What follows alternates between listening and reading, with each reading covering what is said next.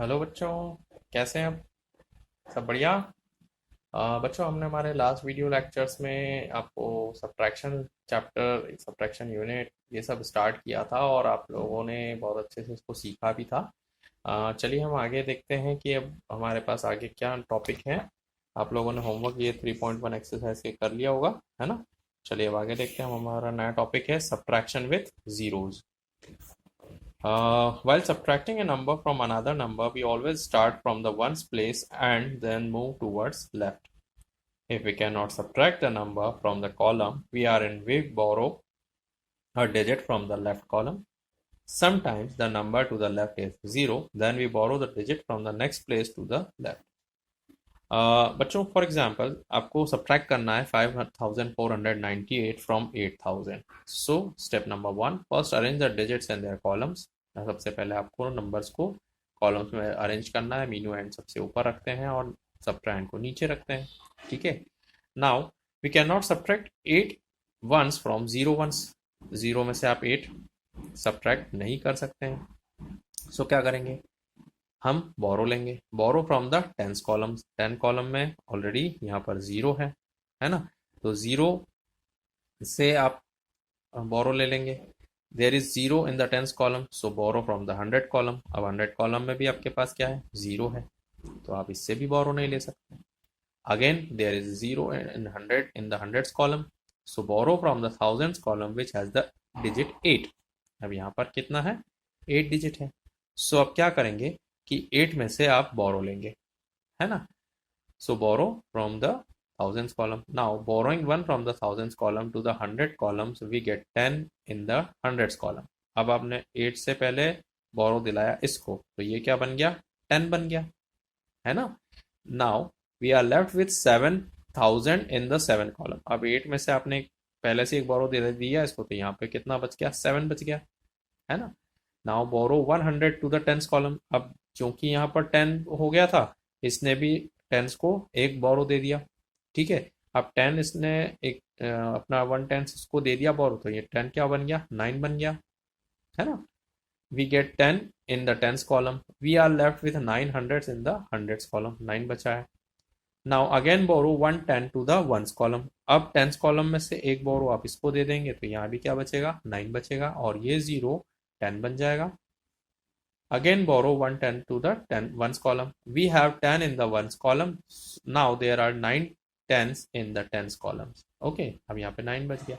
अब आप यहाँ से माइनस कर सकते हैं। 10 में से 8 2, 9 minus 9 0, 9 minus 4 is 5 and 7 minus 5 is 2.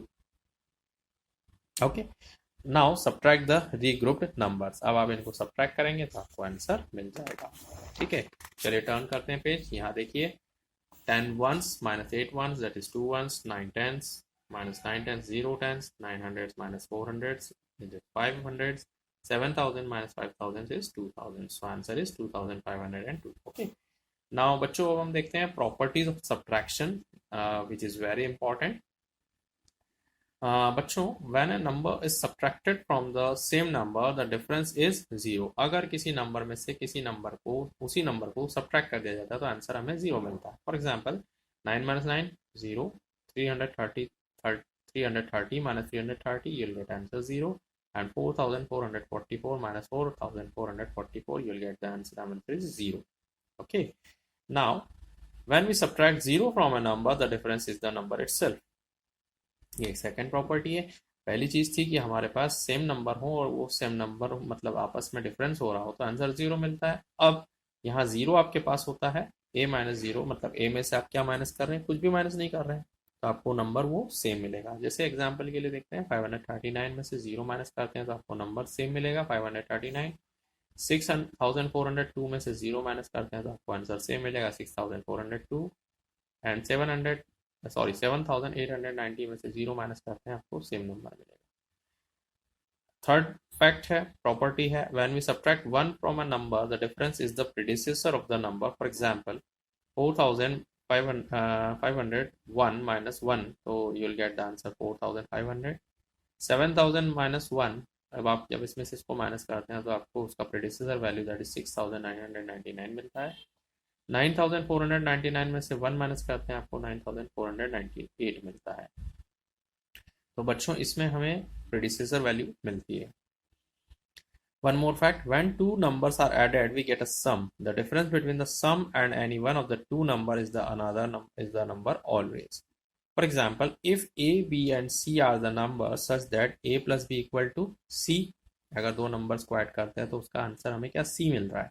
Then C minus A, यानी C में से इस A को माइनस कर देंगे तो आपको B मिलेगा, या फिर C में से B को माइनस कर देंगे तो आपको A मिलेगा। इसको एग्जाम्पल से समझते हैं। आपके पास ए की वैल्यू कितनी है, 362 है, बी की वैल्यू 129 है, सी की वैल्यू 491 है। ठीक है, पहले हम काम करते हैं दोनों के ऊपर, यानी ए प्लस बी इक्वल टू सी करते हैं। ए प्लस बी इक्वल टू सी करने से आपको आंसर क्या मिल रहा है, 362 प्लस 129 को प्लस करने पे आपको आंसर मिल रहा है 491।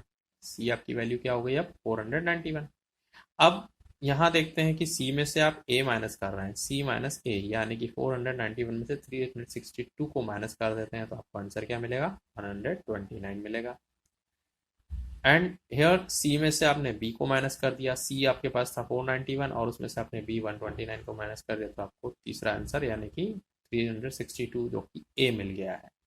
ठीक है, तो आप नंबर्स को चेक कर लें, आपको दो नंबर का सम यदि तीसरा मिल रहा है और तीसरे नंबर में से आपने पहले या दूसरे को माइनस कर दिया तो आपको पहला आंसर या दूसरा आंसर मिलता है।